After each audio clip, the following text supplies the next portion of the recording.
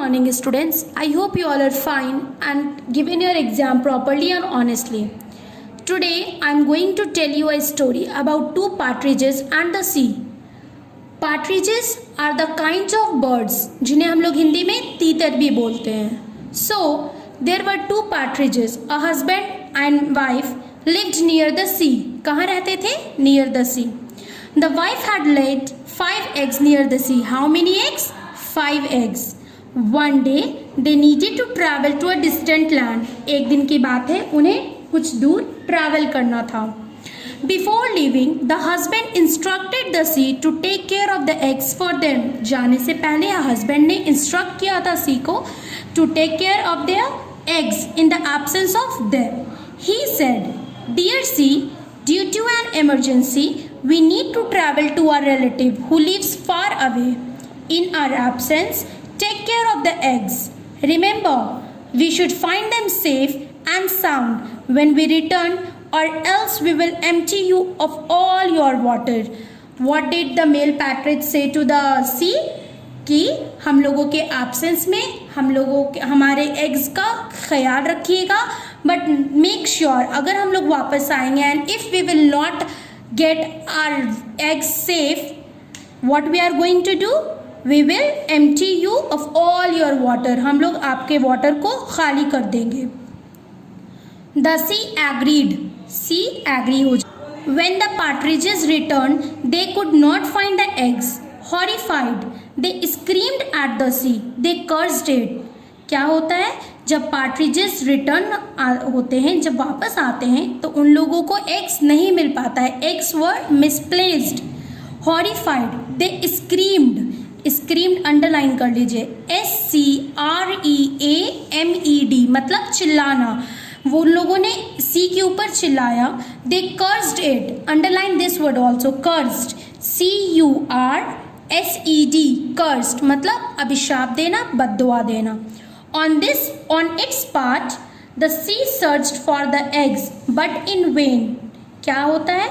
सी भी एग्स को सर्च करता है बट वो व्यर्थ जाता है, यूजलेस हो जाता है. VAIN vain. Underline this word also. They were missing. The eggs were missing.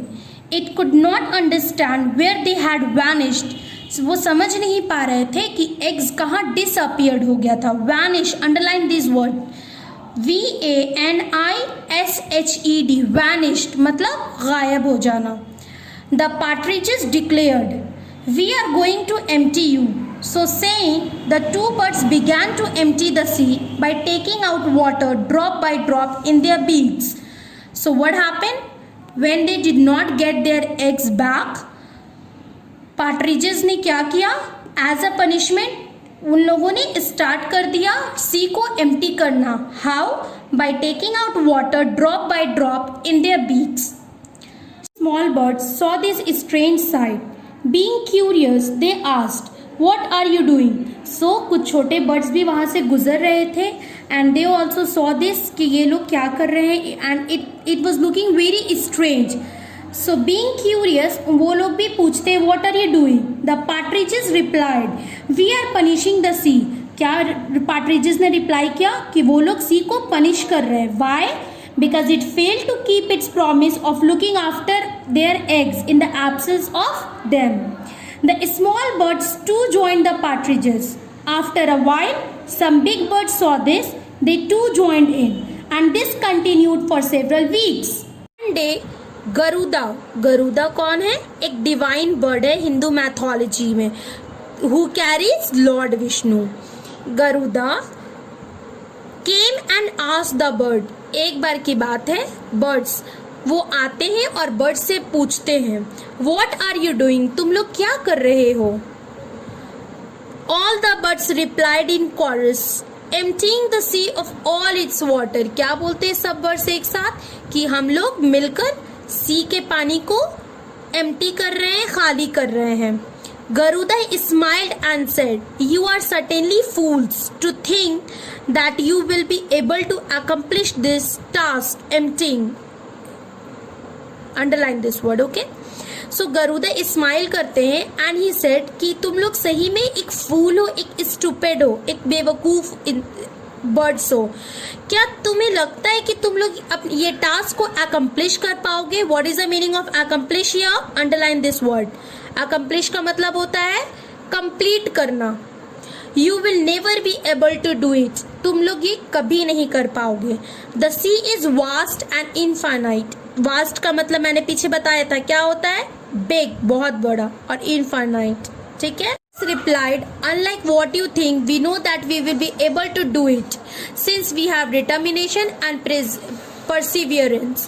So basically birds Garuda को रिप्लाई करते हैं कि वो लोग ये काम को कर पाएंगे बिकॉज उन लोगों के पास डिटर्मिनेशन है एंड परसिवियरेंस है।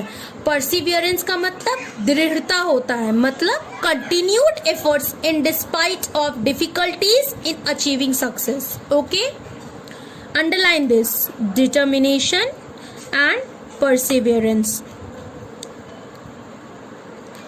We are focused on our job. We means birds. Birds बहुत focused है अपने job पे।